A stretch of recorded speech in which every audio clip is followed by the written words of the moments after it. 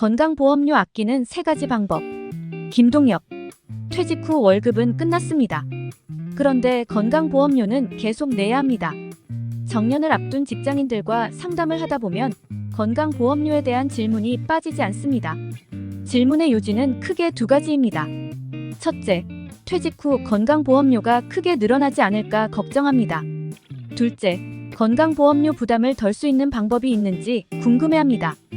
그 중에서 건강보험료 부담을 덜려면 어떻게 해야 하는지 살펴보겠습니다.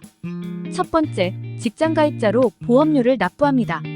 재산보험료가 많은 경우에는 재취업이나 창업을 해서 직장가입자로 돌아가는 방법이 있습니다. 직장가입자는 소득에만 보험료를 부과하기 때문입니다. 재취업을 하면 다시 직장가입자로 전환해 건강보험료를 냅니다.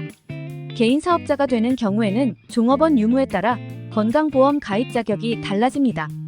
종업원 없이 혼자 사업을 하는 사람은 지역가입자 자격으로 건강보험료를 납부하지만 소정근도시간이 월 60시간 이상인 근로자를 1명 이상 채용하고 있는 사업자는 직장가입자 자격으로 소득에만 보험료가 부과됩니다. 개인사업장 사용자는 따로 보수를 받지 않는 경우가 많은데 이 경우 보험료는 얼마나 내야 할까요?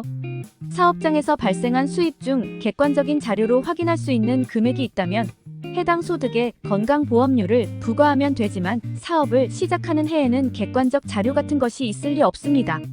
이때는 일단 사용자가 신고한 금액에 보험료를 부과하고 이듬해 5월 개인사업장에 대한 보수총액 신고를 끝낸 다음 정산합니다. 개인사업장 사용자의 보수를 신고할 때는 몇 가지 주의해야 할 것이 있습니다. 사용자의 보수는 해당 사업장에서 가장 높은 보수를 받는 직원보다 많아야 합니다. 해당 사업장이 결손이 나서 사업자가 가져갈 수입이 없을 때도 보험료를 납부해야 합니다. 이때는 해당 사업장 근로자의 보수월액을 평균 낸 금액에 보험료를 부과합니다.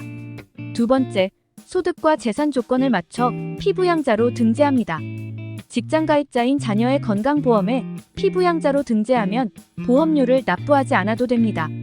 피부양자 자격을 갖추려면 소득과 재산이 일정 규모 이하여야 합니다. 먼저 연간 소득이 2천만 원 이하여야 합니다.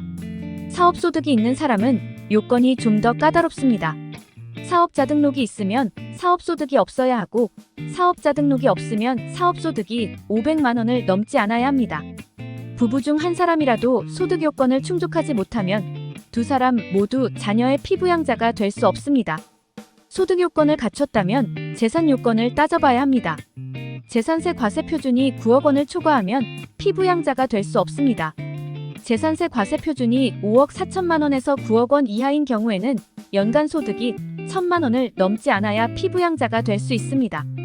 재산세 과세 표준이 5억 4천만 원 이하이고 연간 소득이 2천만 원 이하이면 자녀 건강보험에 피부양자로 등재할 수 있습니다. 따라서 은퇴 후 피부양자 등록을 원할 경우 미리 건강보험료 부과 대상 소득이 아닌 개인연금을 통해 노후자금을 준비해 두거나 은퇴 후 자동차를 처분하는 등 관련 조건들을 전략적으로 활용할 필요가 있습니다. 참고로 소득 요건과 달리 재산 요건은 개별 반영합니다. 기혼자의 경우 재산 요건을 충족하지 못한 사람만 피부양자에서 탈락합니다. 세 번째, 임의 계속가입 신청해 보험료 부담을 줄입니다. 지역가입자로 전환하면 건강보험료 부담이 크게 늘어날 수 있습니다.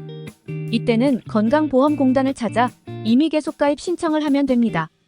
퇴직 시점을 기준으로 최근 18개월 이내에 직장가입자 자격 유지기간이 1년 이상 되었다면 임의 계속가입 신청을 할 수 있습니다.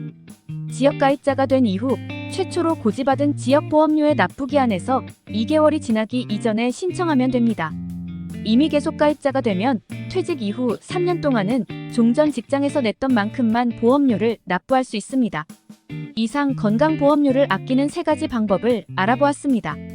이번 영상도 유익하셨다면 구독, 좋아요, 알림 설정 부탁드리겠습니다. 오늘도 오전에는 건강을, 오후에는 부를 얻는 하루 보내세요. 감사합니다.